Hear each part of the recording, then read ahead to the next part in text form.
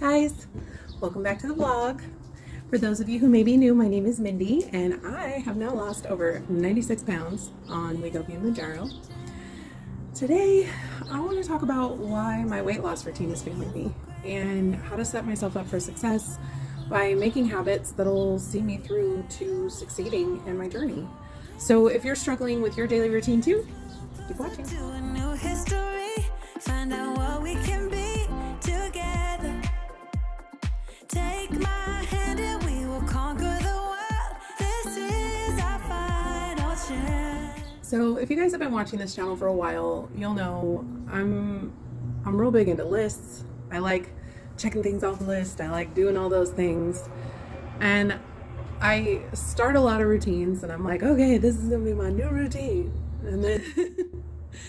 And then I stop. I give up on them way too soon. Even though I know research shows that it takes 2 months or more for a new habit to become automatic. A couple weeks ago, I did a video on being lazy and procrastinating and things like that. So if you missed that, check it out here. But I'm working on trying to kind of put some of that into place and understand a little bit more about why I procrastinate and things like that. And a big part of that is understanding why I have such a hard time sticking to routines. And while doing some research, I ran across this quiz. It's called the 4 Tendencies quiz from Gretchen Rubin. Definitely take it. I'll link it in the description down below. It really helped me understand some things about myself. But basically, she kind of broke down people's tendencies into these 4 different groups. So there's upholders.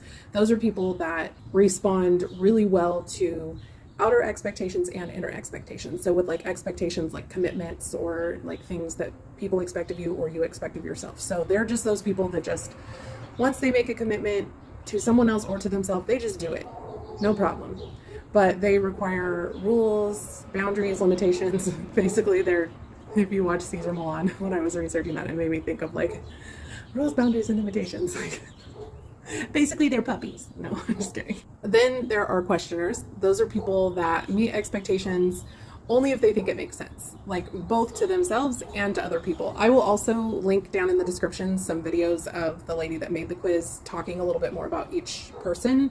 So once you find out which one you are, you can do a little bit more research. Questioners need to make everything make sense to them. They thrive on logic and research and the why. I'm a little bit of a questioner, but they can become paralyzed without a good enough motivator. Next are rebels. I do not identify at all, but this is partially my husband. They resist all expectations, even the expectations that they make of themselves.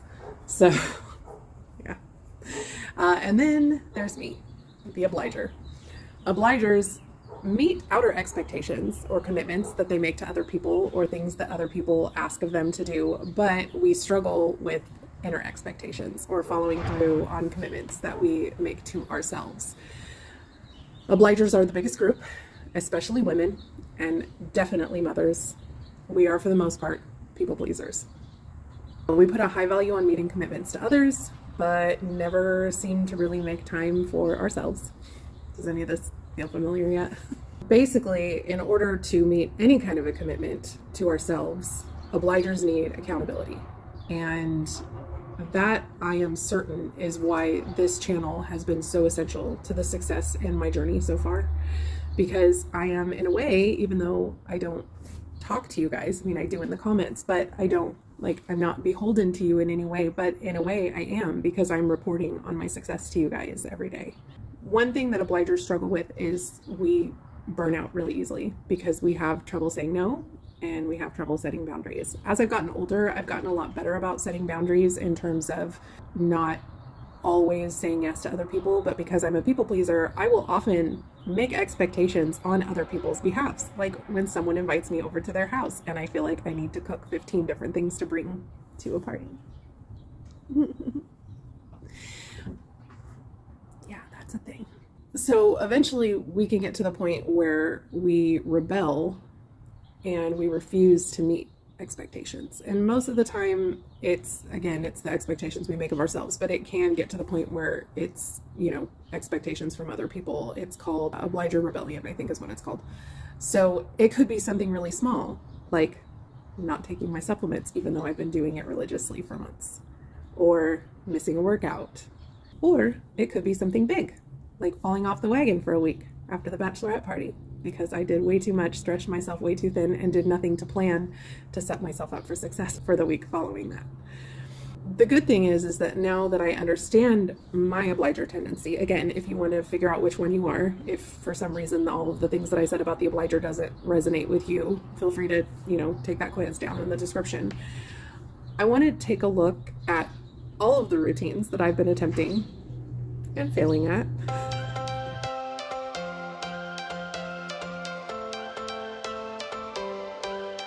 Every change has a reason, baby, let it come to you. Every soul, every season lives outside of status quo. If we stop believing we're meant to be, expanding our abilities. If the passion's gone, we are doing it wrong. Baby, you and I should start living now. With the whole world at our feet, we can stay all we could. I had to literally force myself out of bed this morning. I did not want to get up. It's so crazy, like what I've noticed when my routines start to falter. It's like a domino effect. So when I stop doing one, I stop doing another and another and another and another. And it's like, I just keep finding excuses not to follow through on the commitments that I make to myself until eventually I just feel like a failure and I don't want to do anything. So last night I washed my hair for the first time in way too long.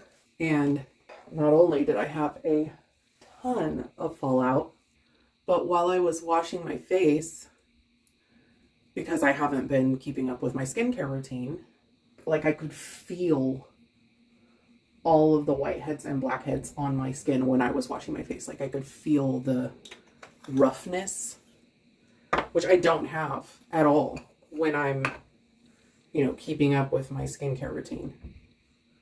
And that was so weird and so gross. Like I've never noticed that before. I mean, I'm sure it's a thing that's happened before. I just haven't been cognizant of it. And I've noticed that like when I'm taking care of my skin, I'm feeling better about my appearance. When I'm feeling better about my appearance, I do a better job of staying committed to my other things. It's just so weird how it just like, it dominoes like that. I also forgot how awesome this stuff feels. Let's get this hair down and see how Weird Al-esque we are today. There is nothing in between, so baby we should start living now, 'cause we only have this kind of helps with smoothing and anti-frizz. It's called After Party by Bedhead. I will put a link in my Amazon store if you are interested, but it smells real good. Wanna laugh and wanna cry. And this is what I find reasons not to do. Like, really, Mindy? It takes like 5 minutes. And it looks so much better when I do it. Alright. That's what we got. Another Bedhead product. It's called Masterpiece. And it has some shine particles in it. And it helps with humidity and stuff. Look! Stepped on my shoe. So we take the puppy out and do our shop.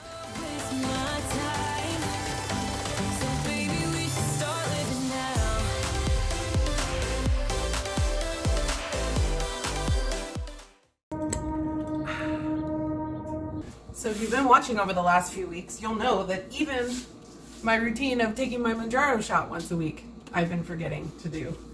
So it's just a thing. I realized this morning when I put on pants again, because that's a thing I do.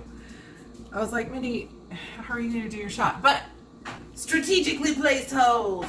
It's going to be good. There. It's the window to my injection. Hi. Can I help you? Love you. You're a sweet boy. Mama's in the middle of injecting herself. Thank you. So if you've never seen one of these injection videos before, welcome. Basically, this is the Mounjaro pen, and it has a gray cap that you only remove when you're ready to inject. There's a little collar right here with two little symbols, a lock and an unlock. So you just rotate this to the unlock position when you're ready to inject, and then you push the purple button. So you sanitize the area, take off the cap, press firmly to the skin, unlock, and then click to dispense. I buy these little alcohol swabs on Amazon, like 200 of them for like less than 10 bucks, or I can't remember, it might even be less than 6 bucks. I'll link it in my Amazon store for you guys.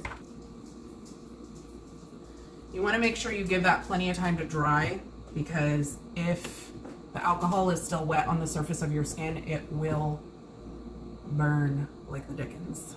I mean, it might burn anyway.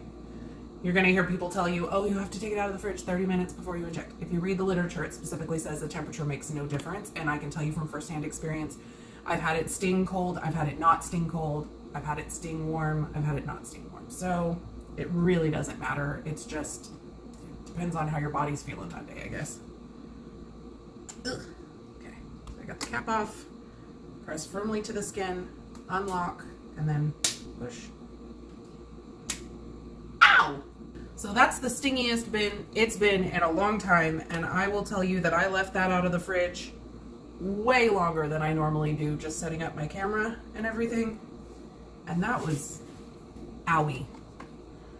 Apparently they say you're not supposed to put this cap back on afterwards. I don't know. I mean, it will bend the needle if you're not really careful how you do it. That is still stinging. Good Lord. I have bent the needle more than once. If you have a misfire on one of these, so like if it doesn't dispense the medication, and by the way you know it dispenses the medication, this little gray plunger right here, if you didn't notice before, this is normally full of medication. There's a little bubble that goes back and forth. Here, I'll show you in one of my flip pens. So if you can see, there's a little bubble that goes back and forth. That's full of medication. That's what it looks like before the meds have been dispensed. And after, there's a little gray plunger with a green top. With these, you'll hear 2 clicks, just like you did with the Wegovy pen, but with this one, the needle retracts back up into the pen on the second click, so there's no second guessing if it's done dispensing the medication or not. So if you have a misfire, do not put the cap back on, because Eli Lilly is going to want you to send them back the pen because they want to know why it didn't work properly. But you contact Eli Lilly and they will send a replacement to your pharmacy. So you just need to make sure that you don't put the cap back on if you have a misfire. If your drugs went through just fine and you didn't have any issues, just put the cap back on, it's fine. These go in a sharps container after you finish using them. Because YouTube, I put them back in the box until I'm done with the whole box, and then I put them all in the sharps container. If you don't have a sharps container, I have a link down in the description for a free one from Eli Lilly, so go check it out. And yeah, make some breakfast, shall we? Breakfast. This is the one part of my day that I don't usually forget because that's the one time of day that I actually feel sort of hungry usually. So we're going to try a new recipe this week. If you know, I am trying to do my best to incorporate more protein into my diet. I've been starting with an initial goal of 30% of my calories from protein, and I do a really good job for the most part, except for on the weekends. We're going to work on front loading some protein during the day with this protein French toast. If you've been watching my videos since the beginning of time, I have a French toast recipe that I've been using forever, but we're going to give this a shot and see if it's any good, because it's an Elise A-list recipe, and if you saw that baked Monte Cristo that I did a while back, that thing is primo, so good. So I'm hoping that this is going to be just as good, because it's basically kind of the same thing. I'm planning on using 2 pieces of French toast because she uses 2, but the 2 that she's using like brioche bread, which is much higher in calorie and it's a lot thicker. So I may end up having to use 3 slices of bread. We will see how much this makes. Let's throw it together.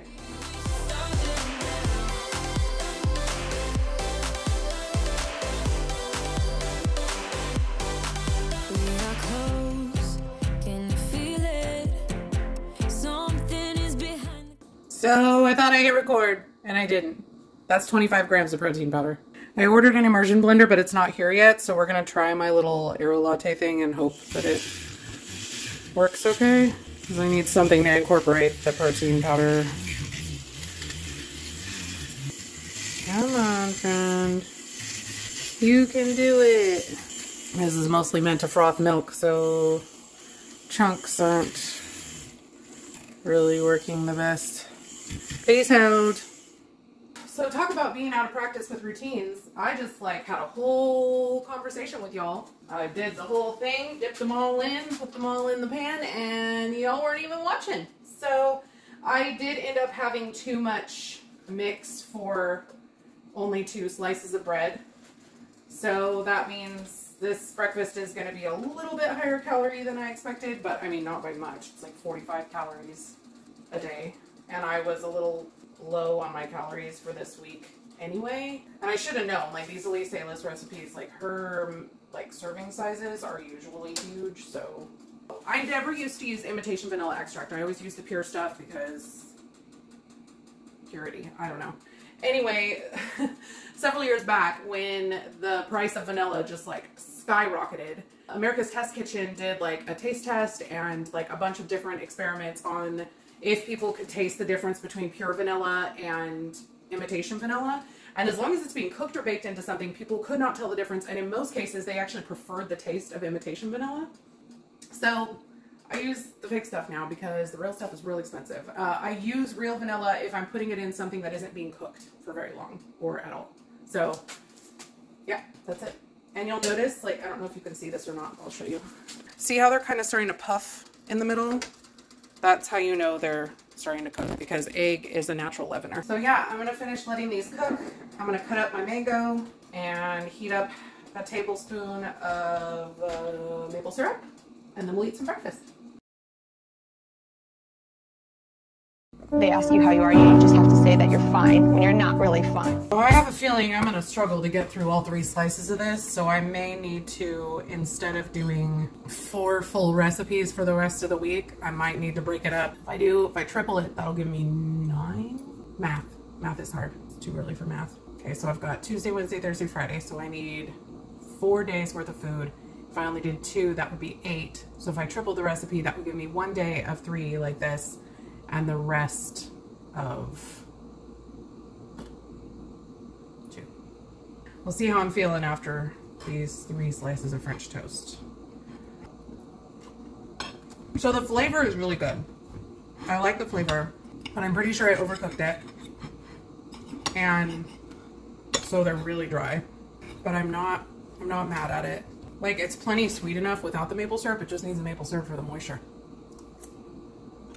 I'll have to check in with you later to let you know how full 3 slices of this is going to make me as opposed to 2. Because I haven't had 3 slices of French toast since I started this journey. And I have a feeling it's going to be a lot. Given how thin this bread is, the texture of the custard makes like a layer on the outside. It's not crunchy, but kind of chewy and eggy, which I'm not upset at it. It's just, I think it would be better on a thicker piece of toast because it's not like soaking it up. Like, there's so little heft to that lower calorie bread that it's just like sitting on the outside instead of being inside and moist and soft and happy. Regardless, if you're struggling to get protein in, it's a good one. I'm gonna eat this and I'll check in with you to let you know if 3 is going to happen for the rest of the week, or 2 when I come back to do my meal prep. We just have to believe it. Ready for another routine that everybody hates? Meal prep. I hate it so much that I didn't do it yesterday. So for breakfast I had French toast. I had originally planned on meal prepping that yesterday for the whole week so that I have my breakfast done and all I have to do was heat it up. So now I'm going to have to do it today, which is fine. For lunches this week I'm going to be doing a turkey sweet potato meatloaf, which should be real delicious. I'm super excited about it. It's a Skinny Taste recipe. And again, I should have made that yesterday, so all I had to do today was just heat it up for lunch, but I didn't. Tonight for dinner, we're having some oven-baked baby back ribs because are you really buying meat if you don't slap it? Like you gotta, I don't know what it is. You gotta slap the meat. Anyway, crazy. So we're going to be doing some oven-baked baby back ribs, and I need to get them marinating in the dry rub so that they're nice and flavorful for tonight. So all of those are things that I should have done yesterday, but we got a much later start grocery shopping than we intended. We ate much later than we normally do.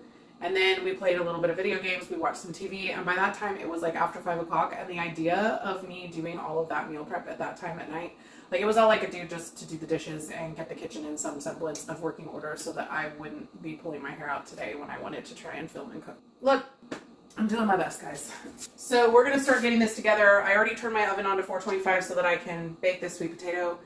You can also just microwave it, but I don't know, something about microwaving a potato sounds really wrong to me. I don't know, I'm strange like that. I'm gonna poke this bad boy. I'm not eating the skin, so I'm not really worried about scrubbing it a whole lot. A little bit of aluminum foil, because if you've never baked a sweet potato, they have a very high sugar content.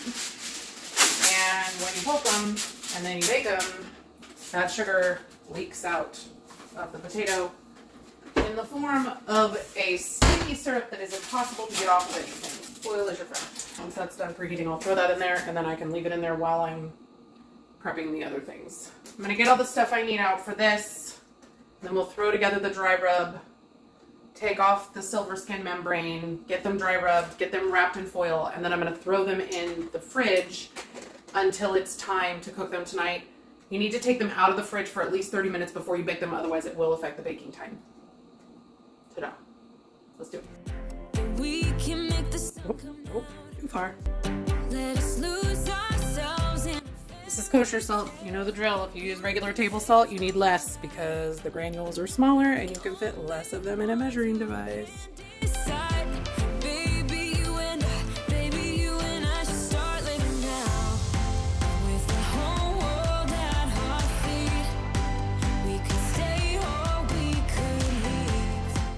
All right, so if you've never dealt with ribs before, there's a membrane on the back here. You can kind of see it. Like it lifts up on the corner, and you want to take that off because it never cooks down. It's like the silver skin on a pork tenderloin. So the easiest way to do this is to get a corner of it, grab it with a paper towel because it's real slippery. Just going to kind of wiggle it. Oops. Of course, sometimes that happens. I usually like going from this end, but I thought that was going to be easier because it was already there. But no. All right, and then basically you just pull it off. Just like that. And that will also allow us to get the seasoning into both sides of the meat because the seasoning would not penetrate through that silver skin. Ooh. Okay, then we're going to throw that away and do the other one. All right, and we're going to wrap each one of these separately. We'll season them together just to make our lives easier and to try and distribute the seasoning more easily, or evenly rather. So we're going to take that rub we made, and we're just gonna, as the name suggests, rub it all over the meat. And this is why we're really not gonna need much sauce, honestly. This is gonna give us a lot of flavor here. And then once you got it good and rubbed in on the first side, then you flip it over.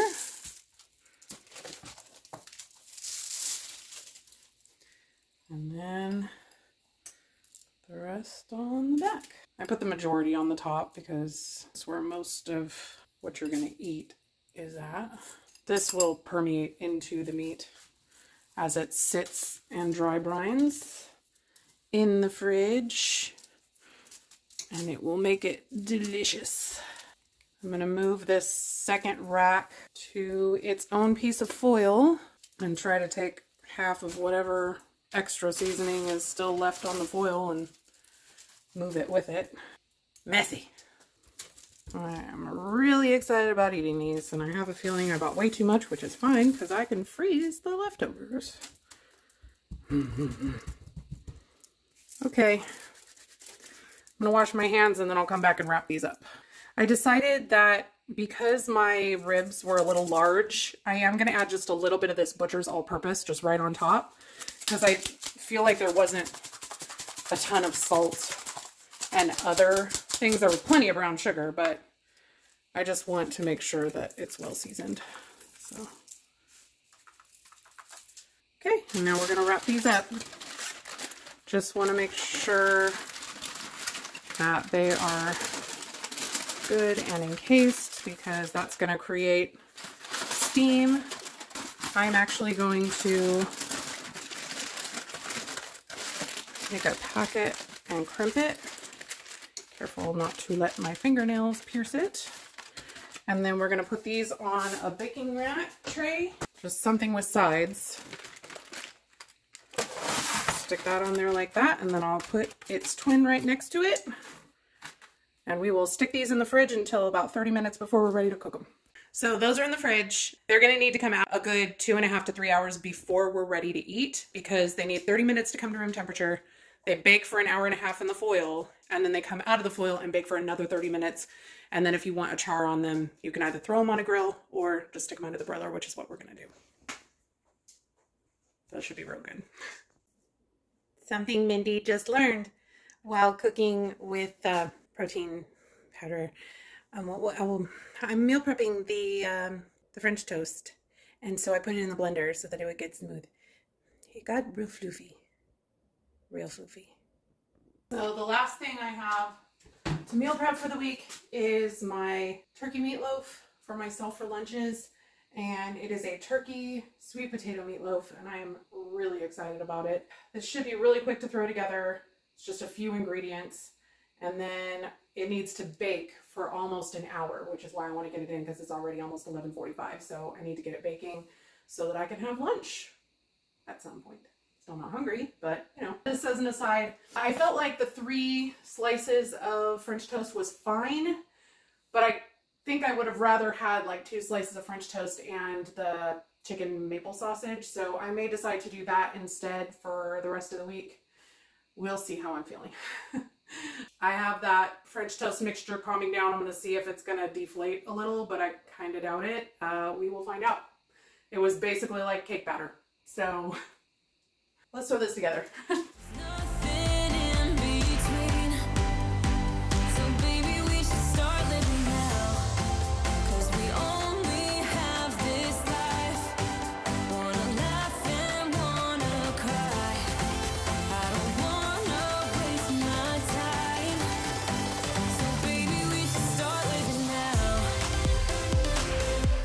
So I just realized that I didn't read the directions completely, and I wasn't supposed to add the Worcestershire to the meatloaf. I was supposed to combine 2 tablespoons of the ketchup, which I did reserve 2 tablespoons of the ketchup, but I was supposed to combine the Worcestershire sauce with the ketchup for the glaze on top. So that's okay. Worcestershire has really good flavor, and it's just gonna be a little extra. I'll probably add a little bit to the glaze just so that it has that flavor. Loaf this up and put it in the oven. I'm avoiding putting my hands in here because I don't want turkey meatloaf underneath my fingernails.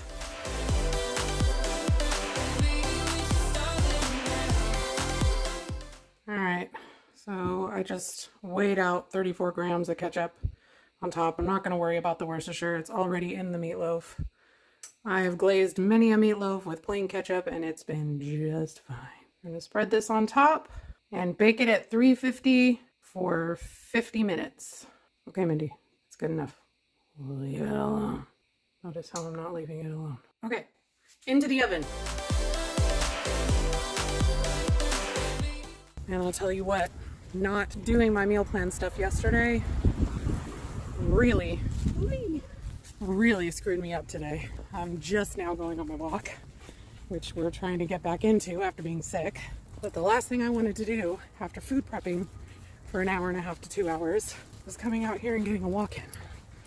But we're doing it because I haven't been, and I've been feeling the effects of that for sure.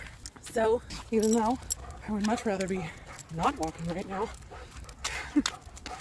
thankfully the temperature has gone down to a place where going for a walk close to noon is actually tolerable. Because otherwise, I probably wouldn't be doing this at all. Routine, right? We'll get it one of these days.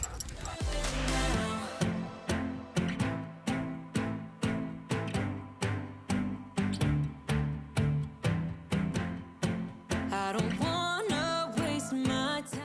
See how this meatloaf is. I just threw some green beans in the air fryer. 380 for 8 minutes. And then these are just instant mashed potatoes. I like instant mashed potatoes. They get a bad rap. So this meatloaf is actually also gluten-free because it's using the sweet potato as the binder. So, I mean, I don't care about that, but the poultry seasoning is coming through. The recipe called for marjoram. I love instant mashed potatoes. The recipe called for marjoram. I didn't have just marjoram, but there's marjoram in poultry seasoning, and I mean, pretty much the primary time that I use poultry seasoning is Thanksgiving, so I already know it goes well with turkey. Yeah, it's got good flavor. It's the first time I've ever cooked my green beans in the air fryer, and that was beyond easy. I just snapped off the tops, squirted them with one teeny spray of the avocado oil spray that I have, some salt and pepper, and just let go. Shook it once halfway through. Done. Yep, this is a nice little full meal that I'm going to be happy to eat this week. I'm a little sad that you can't taste the sweet potato more. My sweet potato was a little on the small side, and it was less than what the recipe called for, but like the ones that I found in the store were either teeny or huge. There was no in between. I still haven't done the French toast. I've been letting the mix hang out in the fridge, hoping that it would de-floof itself. De-floofify. Oh, it does look like it's starting to get a little more liquidy on the underside. So that was a good call. Once I'm done eating, I'll stir that up and then I'll make my French toast. You don't need to see that. You already saw me do it this morning. My lunches and my breakfast will be done for the week, and all I have to do is warm them up. And then dinner is mostly prepped tonight. I'm keeping the sides super simple. Literally, we're just doing canned taro beans, and I'm gonna do green beans again for myself. Richard doesn't eat vegetables, so I don't need to make anything for him. And that will just make dinner super simple. Just gonna throw a can of beans in a pot and warm them up. Might even do it in the microwave, and then throw the green beans in the air fryer. And that'll be dinner. I mean, other than, you know, all the oven baking that the ribs have to do. But that's it. I'll see you guys at dinner. I don't wanna waste my time, so baby, we should start living now.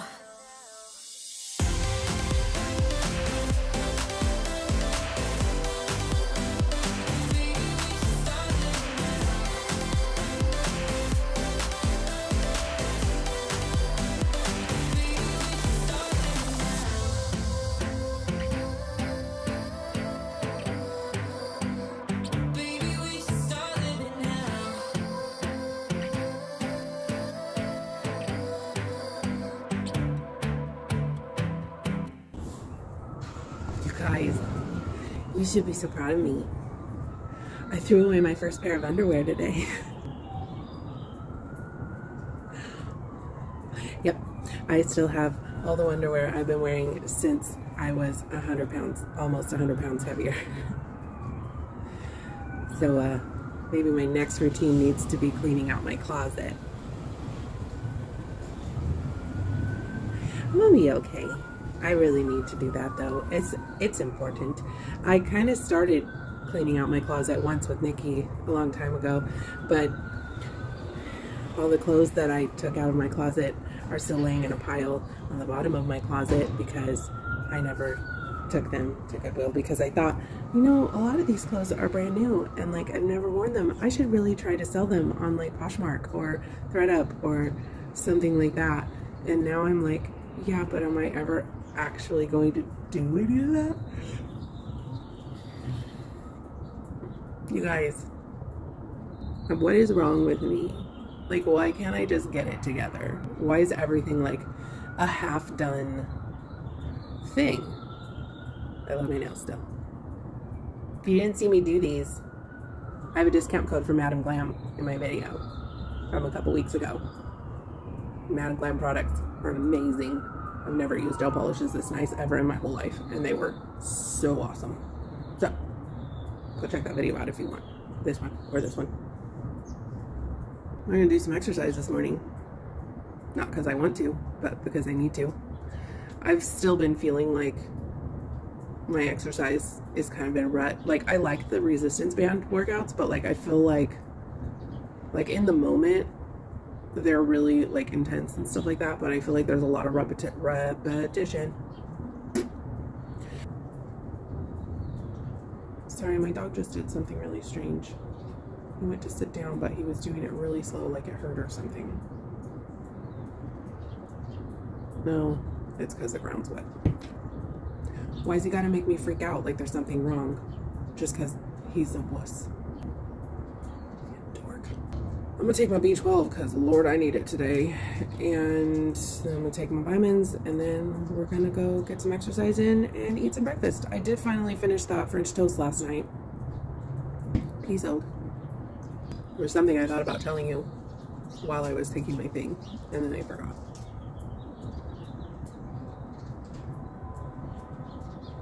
Welcome to my broken brain. I'm gonna go back and watch the footage and I'll figure it out. I figured it out. I was telling you guys that I finished the French toast last night, and it did deflate a little, but it was still very floofy. But I mean, the one from the morning was very floofy too. So I just think that that's the thing that happens with the protein powder. I probably won't make the French toast again. I really, really, really liked the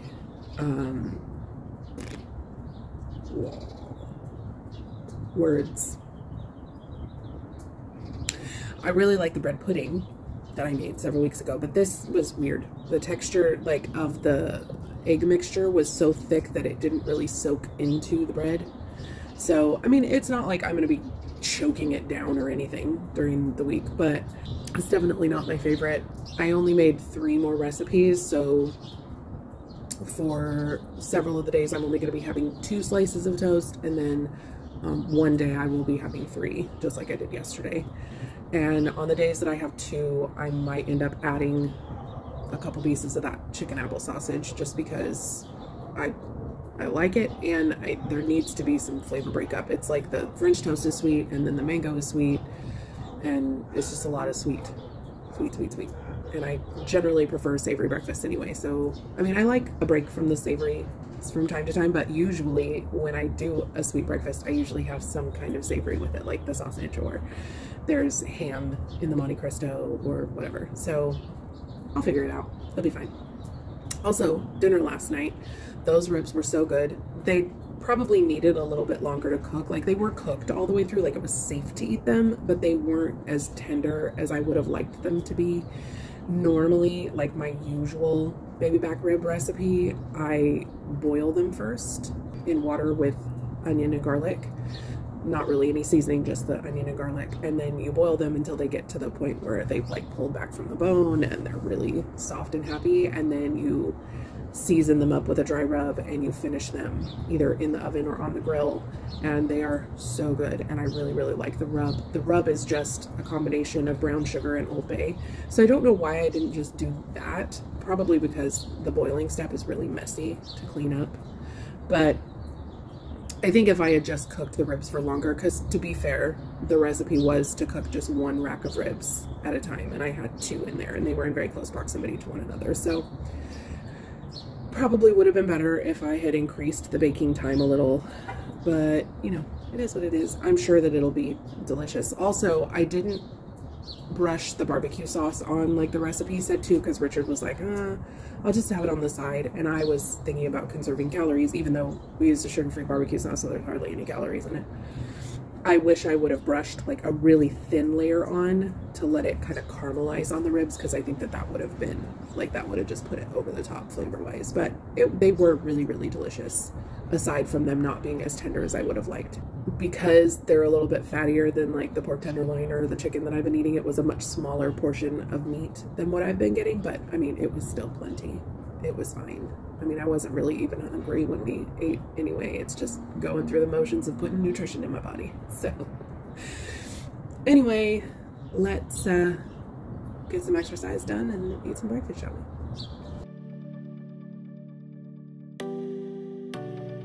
Fit by Mix seems to be our favorite, so we will do some more of her. What am I doing? Oh yeah. You use your 20-pound band. I'm going to use my 10-pound one. I don't trust you. What do you mean by engage your core? This is not a fat girl term that you're using. It should not be as difficult as it is, y'all. Oh good, 2 lunches in a row. Perfect.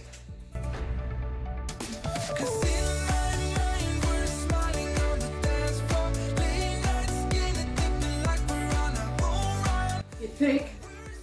Your shoulders are really gonna start to burn in this week. It's Captain Obvious.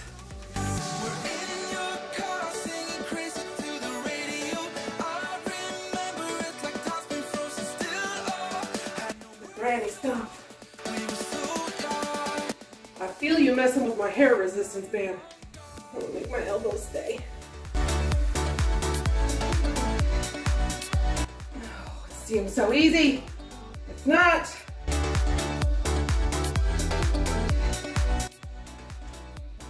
Ow. Ow.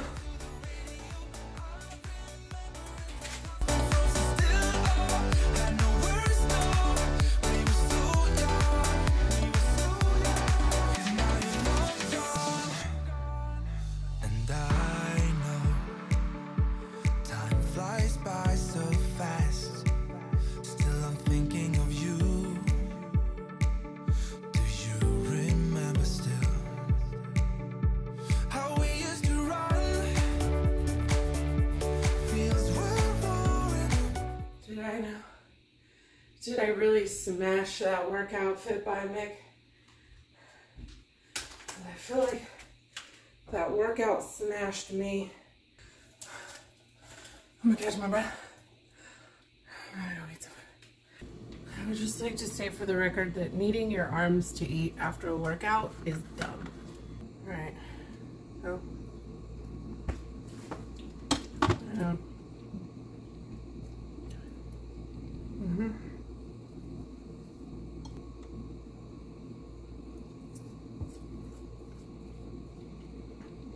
Anyway, I'm gonna eat this.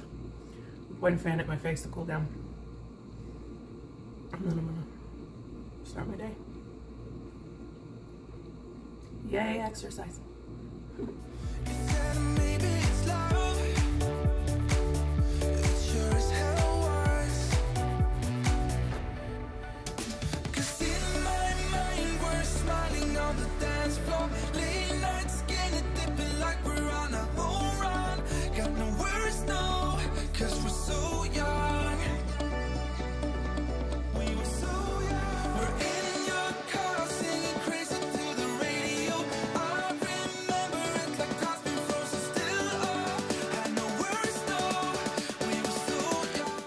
Alright, let's see if this is any better than that last peanut butter concoction that we tried. I did lick a little off my finger, and it was significantly better.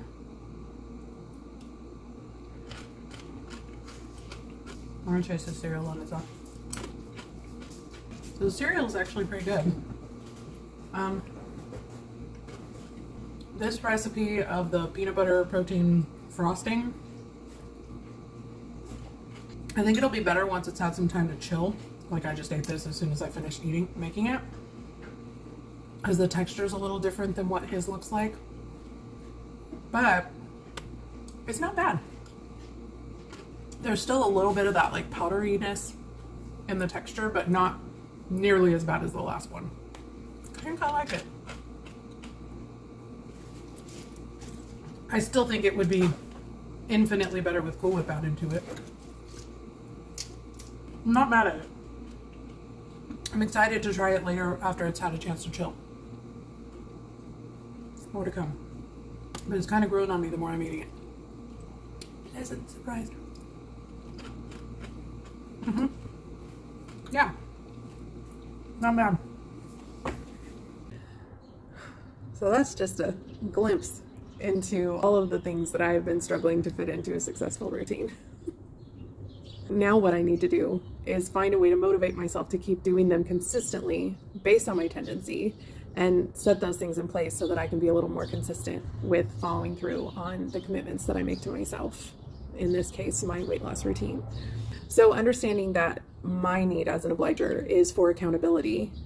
If I take a look at each of my routines, I need to find a way to think about how to hold myself accountable or find someone to hold myself accountable to, so that I can have a little bit more motivation to continue to follow through on all of those things. For example, my evening routine, I can hold myself accountable to my future self. So that's one of the tricks that I learned with reading through the research on those 4 tendencies. Think of your future self as someone that you're being held accountable to. So for example, with my evening routine, I can become accountable to my future self by making tomorrow easier for me. I know that when I wash the dishes before I go to bed, when I put everything away, when I tidy up a little bit, when I put my hair in the headband curls, when I brush my teeth, when I do all of those things, all of that is making my life the next day easier for my future self. So I'm holding myself accountable to my future self. Another way that I can make my future self life easier is by following through on my food prep routine. When I don't do my food prep on Sunday, it makes my life so much harder on Monday because I have so many other things that I need to be doing. But instead I'm taking, hour and a half, 2 hours out of my day, which when that's the only thing I'm doing on a Sunday, hour and a half to 2 hours is nothing. But when I'm trying to squeeze it in the middle of the day, when I have a million other things to get done, it made today so stressful. So I need to keep in mind my future self as someone that I'm being accountable to. So holding myself accountable for my morning routine. And I do this sometimes, but I think I'm probably going to need to make it more of a habit where I'm filming and reporting to y'all. This is kind of really everything that I do. Again, that's why this channel has been so essential to my success and keeping me on my routine as long as it has been. But with my morning routine and my diet and all of that, reporting to y'all, trying to make sure that I'm modeling good behavior and realizing that, as much as the word influencer just really, it makes my skin crawl a little bit because it's terrifying to think that there are people that are looking to me as a model of how to run their stuff, because y'all, I don't got my stuff together. I just don't. It's terrifying, but it's a reality. So I am so grateful to have y'all to hold me accountable, even though we're not talking about it. There's still that accountability there, and I'm so grateful to y'all for being here and watching and taking the time out of your day to watch me ramble incessantly for hours at a time about my life and my struggles. Lastly, my exercise routine. So you guys know I hate exercising. I do. I mean, I'm sure there may come a day where that's not the case, but it is not y'all, there is a hair on my lip somewhere and I cannot find it. I still don't think I got it. It's probably a Helios hair. So you guys know I hate to exercise. It's just, there may come a day where that is not a thing, but that day is not today. If you guys don't watch B. Caruso, you should, because she is hilarious. One of her sponsors is Copilot, and it's a personal trainer app where it kind of like BetterHelp connects you with a psychologist or therapist. Copilot connects you with a personal trainer, and you interact with one another via the app. They send you exercise routines based on the type of equipment that you have access to, and there's kind of that whole, again, accountability thing where you're reporting to them the number of times you're exercising a week. And I think you can even send them videos of yourself doing the exercise so they can correct your form if you're not doing it properly. I felt very aimless for a long time about my exercise routine and not feeling like not necessarily not feeling like feeling like I'm not doing enough, but I don't know that I'm necessarily taking the best advantage of the time that I am spending exercising. So that might be something that I look into, but that would be a really good way to hold myself accountable for my exercise routine. But again, because I'm filming it, that's been my big motivator up to this point. So I've probably harped on this long enough. I just wanted to kind of share this with you guys because I ran across that information and I thought it was really interesting. And sometimes the things that I find interesting, you guys find interesting too. So just as with most things, you need to take the time to understand yourself and why you do or do not do the things that you need to do. And as always, you guys know I give this advice anytime we're talking about anything. Give yourself grace. You're going to fail. That doesn't mean that it isn't worth trying in the first place. And that is something that I struggle with consistently, feeling like it's not worth trying because I know I'm going to fail. How many failures do you have before you finally reach a place of success? But you can't have that success without the failures that preceded it. Eventually, it will be a habit, and you will do things without even thinking about it. You just have to put it into practice and stay with it. I know you can do it. You've got this. Thanks as always for watching, you guys. If you enjoyed this video, please give it a like. Let me know down in the comments which one of the 4 tendencies you are and what you learned about yourself today. And let me know how things, oh, you stay away from me. Let me know how things are going for you with your journey. I am so grateful for you. Thanks for being here. I'll see you in the next one. Bye. 'Cause one day we'll be looking back at this.